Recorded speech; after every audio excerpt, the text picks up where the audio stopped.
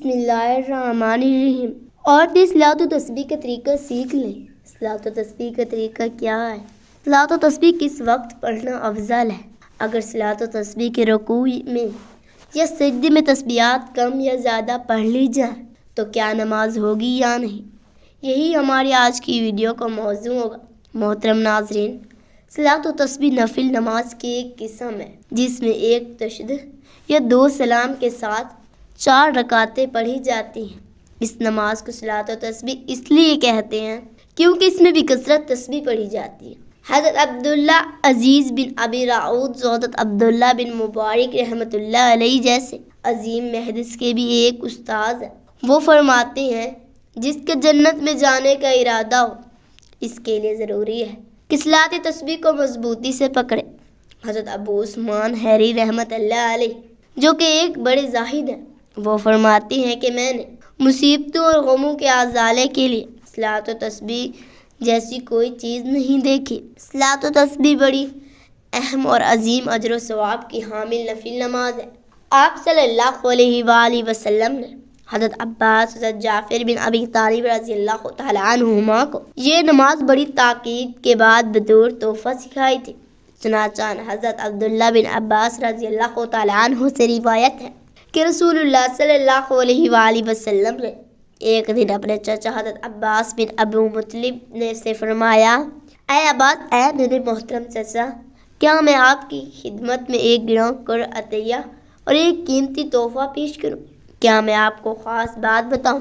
کیا میں آپ کے 10 کام اور آپ کی 10 خدمتیں کروں؟ یعنی آپ کو ایک ایسا عمل بتاؤں جس سے آپ کو 10 عظیم الشان منفعتی ہیں.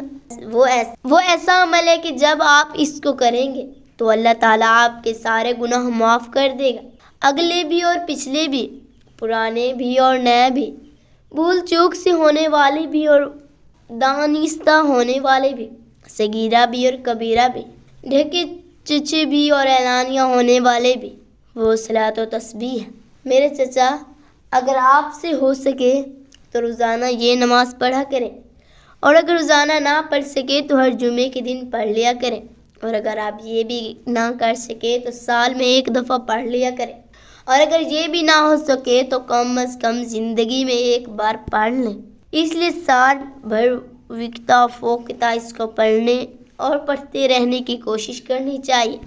رمضان مبارک میں دیگر مبارک راتوں اور دنوں جیسے شب بارات یا شب قدر یا جمعے کے دن میں اس کو اور بھی زیادہ اہتمام سے پڑھنی چاہیے. اور یہ کوئی مشکل نہیں، بس دل میں نیکی کا حصول کا شوق اور اللہ تعالیٰ کی محبت ہونی چاہیے، پھر خود ہی مشقت برداشت کرنا آسان ہو جاتا ہے. پھر آپ سے رسول صلی اللہ علیہ وآلہ وسلم حضرت عباس رضی اللہ تعالیٰ عنہ کو اس نماز کا طریقہ سکھایا. حدیث میں اس نماز کے پڑھنے کے 2 طریقے آئے اور ان میں جو سب سے آسان طریقہ ہے وہ آپ کو سکھاتے ہیں. سب سے پہلے دل میں نیت کریں، 4 رکعت صلاۃ و تسبیح کی نماز پڑھ رہی ہوں، اللہ اکبر. پھر ہاتھ ناف کے نیچے باندھ لیں اور حسب معمول ثنا پڑھیں.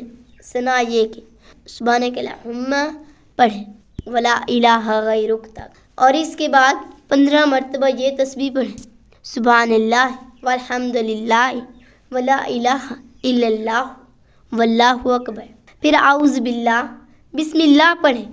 پھر سورۃ فاتحہ اور کوئی اور سورت کے پڑھنے کے بعد اور رکوع سے پہلے 10 مرتبہ پھر یہ تسبیح پڑھیں، سبحان اللہ والحمد للہ ولا الہ الا اللہ واللہ اکبر. پھر رکوع میں جانے کے بعد حسب معمول 3 مرتبہ سبحان ربی العظیم پڑھیں. پھر 10 مرتبہ مذکورہ بالا تسبیح پڑھیں. اس کے بعد رکوع سے اٹھیں. رکوع سے اٹھتے ہوئے پہلے حسب معمول سمع اللہ لمن حمد کہیں اور کھڑا ہو کر ربنا لک الحمد کہیں. پھر کھڑے کھڑے 10 مرتبہ یہی تسبیح پڑھیں. پھر اللہ اکبر کہتے ہوئے سجدے میں جائیں اور حسب معمول سبحان ربی الاعلیٰ 3 مرتبہ پڑھیں. پھر سجدے میں 10 مرتبہ یہی تسبیح پڑھیں. اس کے بعد اللہ اکبر کہہ کر سجدے سے اٹھیں. سجدے سے اٹھ کر بیٹھیں اور بیٹھے بیٹھے 10 مرتبہ یہی تسبیح پڑھیں. پھر اللہ اکبر کہہ کر دوسرے سجدے میں جائیں دوسرے سجدے میں جا کر حسب معمول پہلے سبحان ربی الاعلیٰ 3 مرتبہ پڑھیں، پھر سجدے میں 10 مرتبہ یہی تسبیح پڑھیں۔ اسی طرح ایک رکعت میں 75 مرتبہ یہ تسبیحات پڑھی گئی۔ اسی طرح باقی 3 رکعت بھی پڑھ لیے، یوں 4 رکعت میں کل 300 تسبیحات ہو جائیں گے۔ یاد رکھیں سورۃ فاتحہ سے پہلے 15 مرتبہ پڑھنی ہے اور پھر ہر رکن میں 10 مرتبہ پڑھنی ہے۔ اگر صلاۃ و تسبیح کی نماز میں کسی ایک رکن میں تسبیحات پڑھنا بھول گئے تو اگلے رکن میں قضا کر لیں۔ مثلا رکوع کی تسبیحات اگر رہ جائیں تو اسے قومے میں ادا کریں بلکہ سجدے میں ادا کریں، اور پہلے سجدے کی بھولی ہوئی تسبیحات سجدوں کے درمیان جلسے میں قضا نہ کریں بلکہ دوسرے سجدے میں جا کر قضا کریں۔ صلاۃ و تسبیح کے نماز کے لیے کوئی وقت متعین نہیں ہے، مکروہ اوقات کے علاوہ دن اور رات میں جب چاہیں پڑھی جا سکتی ہے۔ صلاۃ و تسبیح فتویٰ ہندیہ میں مضمرات کے حوالے سے ہے کہ صلاۃ و تسبیح ظہر سے پہلے پڑھی جائے۔ صلاۃ و تسبیح کی برکات سے اللہ تعالیٰ بندوں کی بھی کثرت گناہ معاف کر دیتا ہے۔ احادیث طیبہ میں اس کثرت کی مثالیں ذکر کی گئی ہیں۔ کل انسانیات کی تعداد سے بھی زیادہ گناہ ہوں تو مغفرت ہو جائے گی، ریت کی تعداد سے بھی زیادہ بھی گناہ ہوں تو معاف ہو جائیں گے۔ صلاۃ و تسبیح کی ایک بڑی فضیلت یہ ہے کہ اسے ادا کرتے ہوئے بندے کو 300 مرتبہ تیسرے کلمے سبحان اللہ والحمد للہ ولا الہ الا اللہ واللہ اکبر کی صورت میں اللہ تعالیٰ کی حمد و ثنا پر مشتمل بہترین کلمہ پڑھنے کی سعادت حاصل ہوتی ہے، اور تیسرے کلمے بذات خود ایک انتہائی بابرکت اور عظیم الشان اجر و ثواب کا حامل کلمہ ہے، جس کو خلاصہ ملاحظہ کیجیے۔ مذکورہ کلمہ ایک مرتبہ پڑھنے پر جنت میں درخت لگ جاتا ہے۔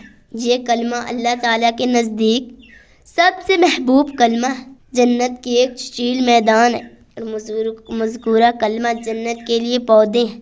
اس کلمے کے اندر پائے جانے والے ہر ایک کلمے کا ثواب عہد پہاڑ سے زیادہ ہے۔